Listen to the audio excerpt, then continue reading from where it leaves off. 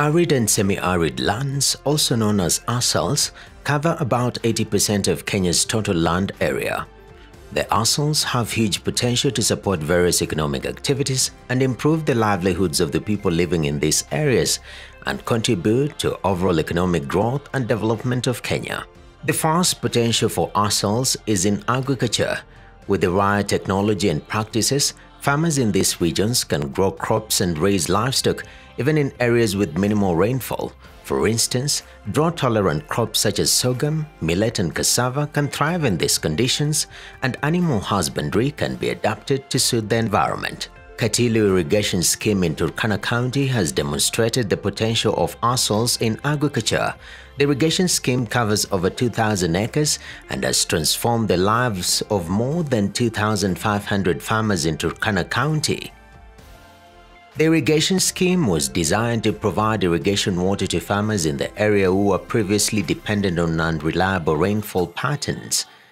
The project is fed by water from the Turkwell River, which is stored in a dam located upstream. The water is then pumped through a network of canals and pipes to irrigate the farmland. In 1991, the scheme was abandoned for over 10 years, and the government saw it needful to come and revive the scheme. 2011 is when the National Irrigation Board then, which is now a National Irrigation Authority, came in and helped the farmers here in Katil to do the rehabilitation of the then 550 acres. And part of the rehabilitation works was to secure the scheme through building a 8.5 kilometers dike and doing the canal infrastructure with the silting and building the embankments, putting up the structures in the scheme. And part of the works was to do bush clearing. Immediately after the rehabilitation, which was around 2013, 2014, we embarked on now expanding more area for irrigation, and now we had to do another expansion of another 1,000 acres. So that 1,000 acres have so far made the entire scheme to be a total of 1,500 acres, which is a farming area. This area is accommodating 2,418 farmers currently which are registered. And in every block that we have, there are farmer units which have its leadership, and each leadership is composing of the irrigation block leader, and the secretary and the treasurer. Mimi napandanga mahindi, sasa nimepanda dengu. Ndio sasa tuko tunachuna ile ya kwanza. Sasa hii dengu nikichuna kupeleka nyumbani, nasanya. Ikishaisha kwa shamba, naenda kugonga nyumbani na uza ingine ndio nipate kununua chakula ya nyumbani. Ndio watoto wakule. Hii dengu ikiisha na kuja kupanda za mahindi. Usuri ya shamba, kuna usuri ya shamba kama sasa inatusaidia kusoma. Wakati unapata mafuno yako kama gunia 20 ama 10, unapeleka kwa shule gunia 10, 5, urudishe kulima, uanze tena kilimo, uuze, uweke trakta kwa shamba, kilime, alafu ikibaki na 3, 4, ukule tu ukifanya kazi mpaka ile wakati hiyo ingine itaiva. With the new Irrigation Act, we are embarking on recruiting the IUA, which shall be registered under the new Irrigation Act of 2019, and it shall base every block to produce one of the IUA leaders. By so doing so, we will be able to empower our farmers through an organized group under the law, and we shall be able now to reach out to the farmers on the needful under the irrigation setup. The government has an elaborate plan for the projects which is in Turkana, especially in terms of expansion. As we speak currently, the Katil irrigation scheme we have expanded up to a maximum of 1,500. But we have some other irrigation schemes which is happening downstream and upstream, which is under the National Irrigation Authority. Currently we have Locapel, which is to realize 1,000 acres and to benefit about 1,500 farmers, which is ongoing. We have the upstream, we have areas of Nabeye, we have Namakat and Ismailele, which in overall should benefit over 2,500 farmers. The project has been designed, it has been costed, and maybe what is just remaining is an approval for its implementation. Fish production is another frontier that ASALs counties with lakes such as Turkana, Marsabit and Baringo can exploit to spur economic development and improve the livelihoods of their residents. In Turkana County, Value Villages Food and Leather Limited, a fish, feeds and fish leather processing company, has changed the lives of the residents of the county. The company sources fish from the fishermen who get all their catch from the lake, process it by washing and cutting the whole fish to separate the meat, bones, skin and the gut. The fillet is then frozen, packed into wax carton boxes and then distributed into the market. Tunanunua samaki kutoka kwa mvuvi, tukishanunua samaki kwa mvuvi, tumeajiri watu. Alafu tunakata hiyo samaki kama fillet. Hata kufillet samaki yenyewe tunaisafirisha mpaka Eldoret, Nairobi. Alafu mfupa yenyewe sasa tunaipeleka mpaka upande wa kukausha. Tukishakausha hii mfupa tunafanya steaming. Hiyo steaming, hiyo mifupa ndio tunakuja tunafanya tunasiaga chakula ya kuku ambapo hakuna waste yenye tunatupa. Ngozi nayo tunafanya nini? Tunaitengeneza hiyo ngozi inakuwa ngozi ya kutengeneza kitu kama wallet, nini ya wanawake, hii pojes, hizo vibeti ya wamama, mishipi, hiyo ngozi iko hivyo. Sasa hapa upande wa kukata samaki imeajiri wamama 8, wanaume 9. Hapo ni site ya kukata samaki. Alafu upande hii mahali ya kutengeneza chakula ya kuku wanga inakuwa na watu 16. Alafu tena upande wa wavuvi wanafaidikia kwa hapo, ndio wakituletea samaki tunawalipa kwa kilo moja shilingi 250. Kwa mwezi tunaweza kuwa hata na tani kama inasafika hata 20. Kwa majina ni Joyce na Chichapua. Naishi karibu na Value Villages, kijiji ya Loropio. Naitwa Kambi Mpya. Nimeanza kazi 2020. Tangu nianze hii kazi, ile pesa napata kwa hii kazi inasaidia familia yangu. Pia nasomesha dada yangu, inanisaidia. I'm Mangele Nakadi, a resident of Turkana County, specifically Lodwar, Turkana Central. I do most of the field works. As I go towards north, I cover all the counties. But whenever I go to Turkana North, I have to pass by the Value Villages to get the fillets and the fish oil, which is really cost effective for me compared to the prices of fish in Lodwar, and it's always fresh. And I discovered this place in 2022 while I was doing some research in schools here. So ever since that day, I'm a customer here. I always come because it's price friendly. And then another thing is the availability of the fresh fish. Cassava farming is an area, if fully explored, can improve food security in ASALs. Cassava thrives in tropical and subtropical climates with temperatures between 25 and 29 degrees Celsius. It requires well-drained soils with a pH ranging from 5.5 to 6.5. Sandy, loam and loamy soils are considered ideal for cassava cultivation. In Kilifi County, we met with Emmanuel, owner of Rainman Africa, a company that does value addition to cassava in Kilifi County. Right, my name is Emmanuel Muniu. I am the founder of Rainman Africa. Rainman Africa is an organization that is in the cassava value chain. Currently, we are producing high-quality cassava flour, and that is basically getting dried cassava chips from farmers, and we mill it, make it into flour. And this flour has 2 applications at the moment. So we have food flour, and also we have industrial flour that is used as a substitute for starch at the moment. But we have different product lines that cassava can do. That is starch, we have sorbitol, we have ethanol, we have also biodegradable packaging, amongst others. So currently we have about 7,000 farmers that are within our database that we're currently engaged in. We're also working with the county governments, different development partners to ensure that this vision comes to life. Huu kulima wa muhogo, nilikuja nikafunzwa hali ya kubadilisha vyakula. Manake sisi tulikuwa ni ule muhogo tunajua tu njia moja ya kutusaidia tuseme kuuza, lakini kuuza kwake kulikuwa hatukusaidii sisi wakulima. Na ule mhogo tuliupenda kwa sababu ya huwa ule unastahimili ukame. Kuna hawa watu kuna shirika lingine wanajiita Plant Village.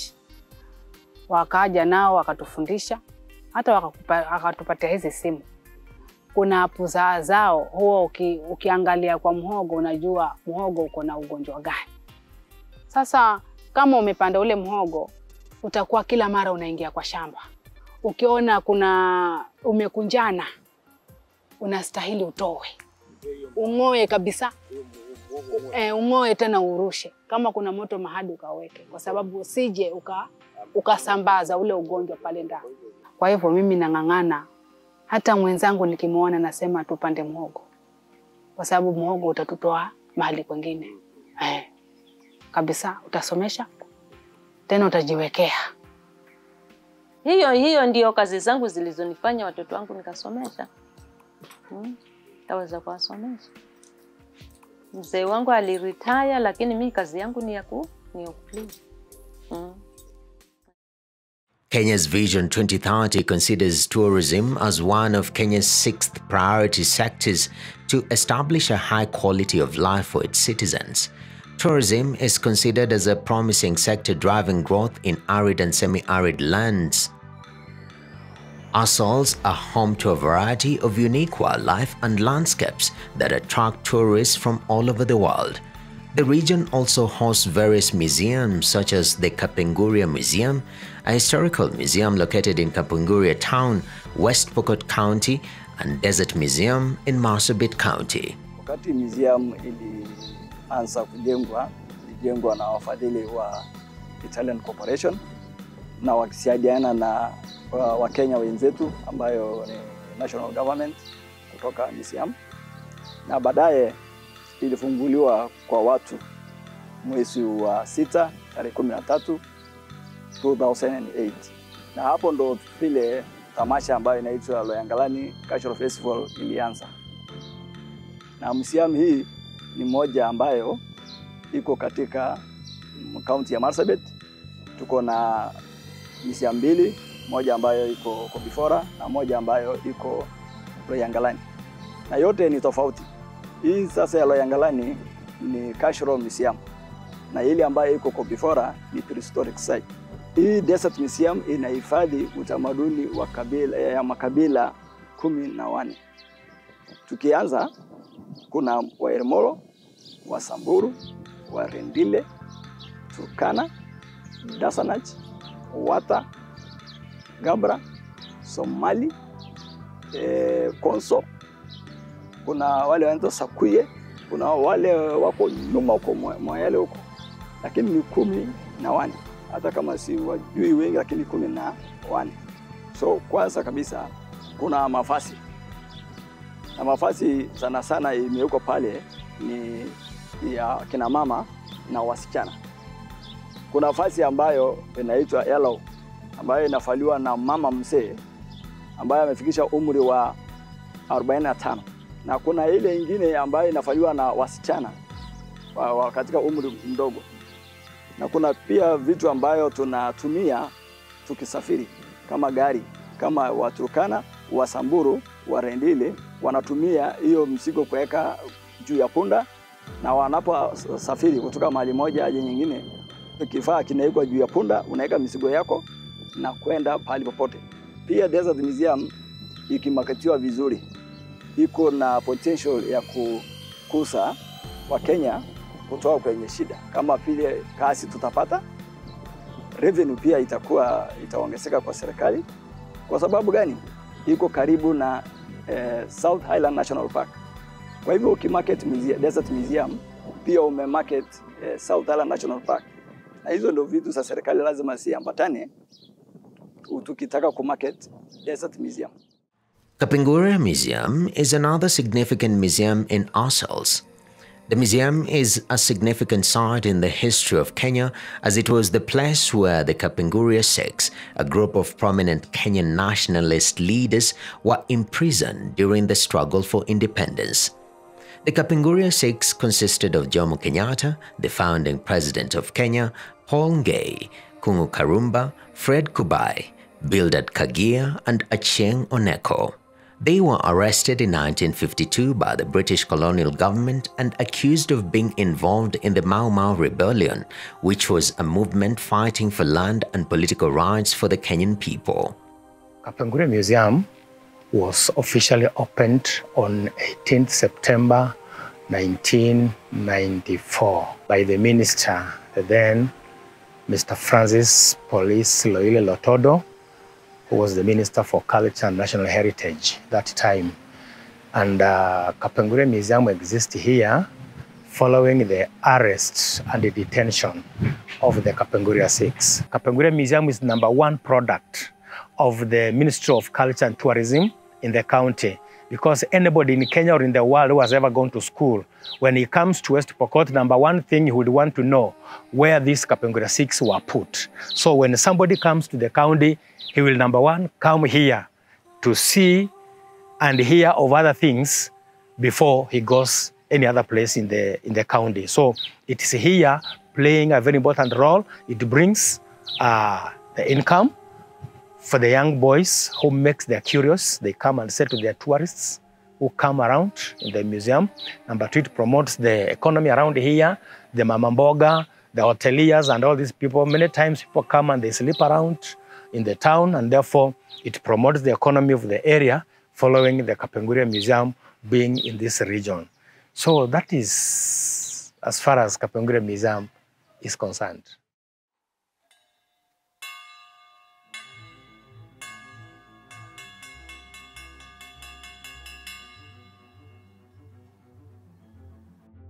Innovation in education in arid and semi-arid lands is crucial to address the unique challenges faced by these regions. Collaboration among various stakeholders, including government bodies, non-governmental organizations, and local communities, is essential for innovation and education in ASALs. Partnerships can help mobilize resources, share best practices, and leverage expertise to develop sustainable solutions tailored to the specific needs of ASAL communities. The National Council for Nomadic Education in Kenya, NACONEC, adopted provision of food, water, heat, and online learning as a way of improving academic performance of pupils in the ASAL areas. Located in Kuno village, a remote village in Garissa, the school has transformed lives of many pupils and by extension the community that lives around it. The school has a farm and grows food to feed the students and shares their surplus with the community. With support from NACONEC, the school installed an atmospheric water generator which draws in humid air and condenses it to create atmospheric water, which is purified using UV, micron, carbon, and sedimented filters. It generates up to 5,000 liters of water, which then the school uses and plans to commercialize it in future by bottling it and selling. In the year 2019, we got visitors from NACONEC. And the visitor that we had was led by the CEO himself, Mr. Harun. One of the programs that he has started is this water generator. NACONEC also has installed now this school, this container that you can see there. It is an ICT lab. The learners now are getting lessons from Nairobi.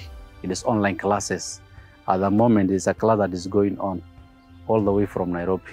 Since they have started this program, the enrollment of the school also has shot up because they have seen there's a lot of things that is going on because the school is free. We don't charge them. So when they see all this kind of development, even the parents themselves, we are giving them some incentive to support now themselves. For example, the NACONEC, they have provided them 250 jikos, the community. We are very much appreciating now NACONEC, led by the CEO, Mr. Harun. Thank you very much. Renewable energy is one of the biggest potentials of ASALs. ASALs have abundant solar and wind resources that can be harnessed to produce clean energy. Kenya continues to tap into this potential with power projects that uses renewable energy. One such project is the Garissa Solar Power Plant, which is a solar energy facility located in Garissa County in northeastern Kenya. It was commissioned in 2018 and is one of the largest solar power plants in East Africa with a capacity of 54.6 megawatts. The power plant is built on an 85-hectare site and consists of 210,000 solar panels, which are mounted on tracking systems that follow the sun throughout the day. The idea behind this was the government wanted to make sure that those areas which will not have rectified, if you could do it commercially, gets to be rectified, and then this would spur the economic activities in the area and empower people economically. We are very thankful and grateful for the electricity and the positive effects that it has brought us. Nataka kutoa machozi kusema nashukuru serikali kwa kutuletea stima. Mining is one key potential of ASALs, which remains largely untapped. ASALs are known to have significant mineral deposits, including oil, gas, and minerals such as iron, titanium, gold, and copper. These resources can be harnessed to promote economic growth and development in these regions. The mining of titanium in Kwale County, which is one of the ASAL counties, has had profound impact on the livelihoods of Kwale residents. The mining is done by Best Titanium. The company extracts titanium minerals from its mining operations in Kwale, which is located on the southern coast of Kenya. My name is Simon Wall. I'm the General Manager of External Affairs here at Base Titanium. My role is to look after, I guess, all the issues that happen away from the mining operation, whether that's community engagement, community relations, community programs, stakeholder engagement, our relationships with government, the media, and compliance and those sorts of things. Base Titanium has been in Kenya since 2010 when we took over the Kwale mine project, mineral sands project. From 2010 to 2013, the project underwent construction to build all the required infrastructure. Mining started at the back end of 2013 and the first export of minerals left Base's port facility in Likoni in February 2014. Base plays a very crucial role in the development of not just the local communities, but the counties and the nation more broadly. Okay? At a local level, we have an employment system and structure that actively prioritise employment from our local communities. And through that, we've managed to attract over 70% of our workforce from Kwale County. We also invest heavily in community development programs. Okay, we have 4 pillars of our community development programs. They are social infrastructure, education, health, and livelihoods. And through those structures, Base has invested personally close to 3 billion shillings in the last 10 years. And over the course of the last couple of years, we've also implemented the Community Development Agreement Committees as provided for under the Mining Act 2016. And those Community Development Agreement Committees, or CDACs as they're known, they receive 1% of Base's revenue in order to implement community programs throughout Kwale County as well as in Likoni as well. Mimi ni mwenyeji katika kijiji karibu na hii kampuni, sehemu inaitwa Masindeni, na nafurahi sana kuingia kwa hii kampuni kwa sababu so far nimemaliza mwaka mmoja nikifanya kazi kama general work. Na sababu kubwa kutufanya mimi niingie ni join kwenye kampuni. Mimi ni msanii, nilikuwa najisema swala ya kuimba na nikajitolea kufanya project moja kuhusu kampuni na kaipongeza na wakanichukua. Mwenyewe hasa kama Jacqueline naweza sema nimefaidika pakubwa sana. Kuna masomo sikuwa nayajua nikija hapa, kama vile nimekuambia nasimamia usalama pia. Katika kazi zetu umeona tunajenga mashule, tuko na infrastructures mingi tunajenga within the county. Na tuna mafunzo tunafanyia wale wafanyikazi kabla waanze kazi. Kwa nini? Ili kuweka katika hali salama wanapofanya ile kazi. Best Titanium is committed to operating in an environmentally responsible manner and has implemented a range of measures to minimize the impact of its operations on the environment. These measures include the rehabilitation of mined-out areas, the implementation of waste management strategies, and the implementation of water conservation measures. Finally, ASALs can also support indigenous knowledge and culture. The people who have lived in these regions for generations have developed unique knowledge and practices that can be used to enhance sustainable development. In conclusion, arid and semi-arid lands have great potential to support various economic activities and improve the livelihoods of the people living in these regions. By harnessing these potentials and adopting sustainable practices, we can ensure that ASALs are not just seen as dry and barren lands, but as vibrant and valuable ecosystems that contribute to the growth and development of our country.